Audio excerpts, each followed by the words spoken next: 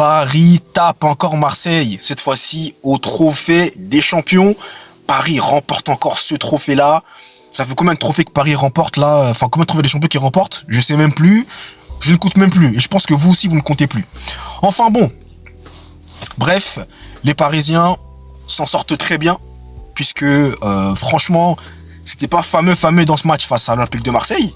Qui s'est battu avec ses armes et qui aurait mérité mieux malheureusement. Mais encore une fois, eh bien, Marseille se fait surprendre en toute fin de match.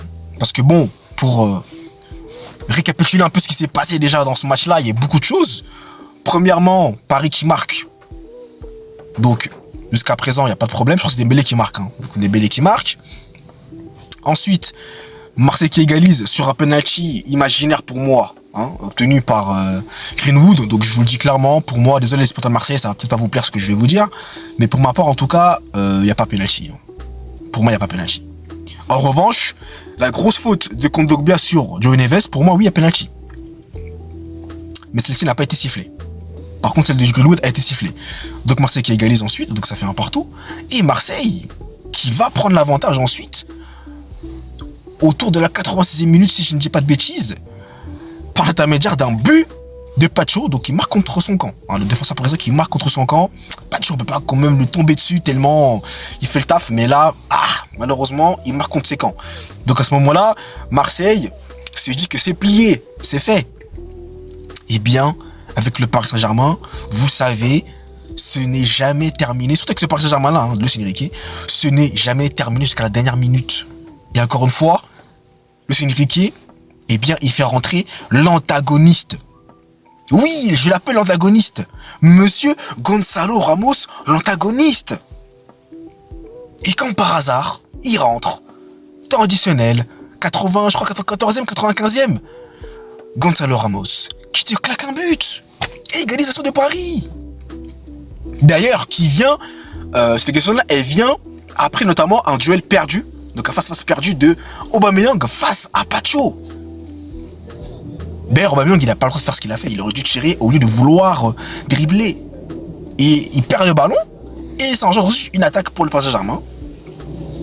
Donc, passeur décisif de ce but, comment il s'appelle? Bradley Barcola, je crois.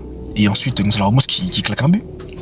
Encore une fois, Gonzalo Ramos, toujours le gars décisif dans les derniers moments. Mais finalement, Gonzalo Ramos, c'est mieux quand il rentre sur le terrain et qu'il vient claquer un but. C'est mieux en vérité. Mais c'est mieux. Moi, à Paris, je commence à avoir des soupçons sur vous. J'ai l'impression qu'ils font exprès à chaque fois. Non, en fait, vous voulez qu'on connaisse des émotions, Paris. Moi, j'ai des soupçons. J'ai l'impression que vous faites exprès. Contre Tottenham, c'est pareil, même scénario. Flamengo, bon, c'est un peu différent, mais voilà. Et là, ensuite, maintenant, contre Marseille.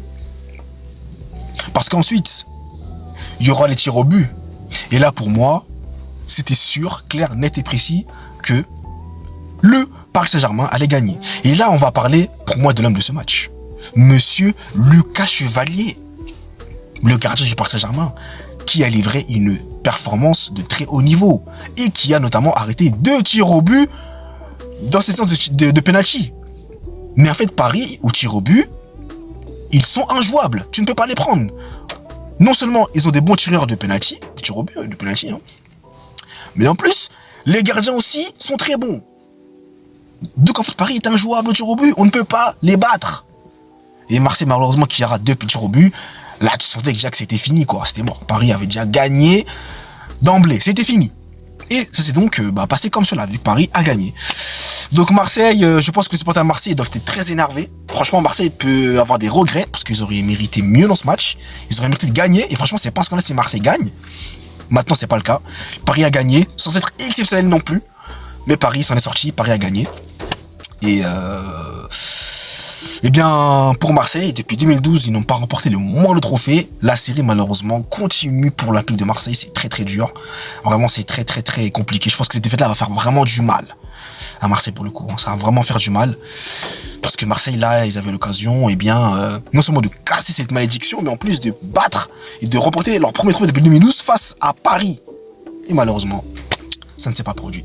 Donc voilà, bravo aux Parisiens pour cette victoire, hein. Mais Paris quand même, ça n'a pas été fameux, va falloir vraiment réagir et proposer autre chose à l'avenir, parce que là, c'est passé, mais ça ne passera pas tout le temps, à tous les coups quand même. Donc attention à Paris, mais encore une fois, eh bien, je suis inversé à la tendance, et même quand ils sont pas en forme, eh bien, ils parviennent quand même à gagner. Et donc c'est ça les grandes équipes, hein. Actuellement Paris fait partie des grandes équipes également du monde, hein, faut le dire. Et encore une fois, eh bien, ils ont su, malgré tout, trouver les ressources pour aller gagner ce match. Incroyable, franchement, le scénario. Un truc de dingue. Voilà. Donc, du coup, dites-moi dans les commentaires, vous, ce que vous pensez de ce match-là. Comme vous le voyez, ma voix est en train de disparaître, hein. Je suis malade, malheureusement. Mais vous inquiétez pas, ça va aller. Et puis, nous, vous le savez, on se retrouve très vite pour de nouvelles vidéos. D'ici là, passez une très bonne journée.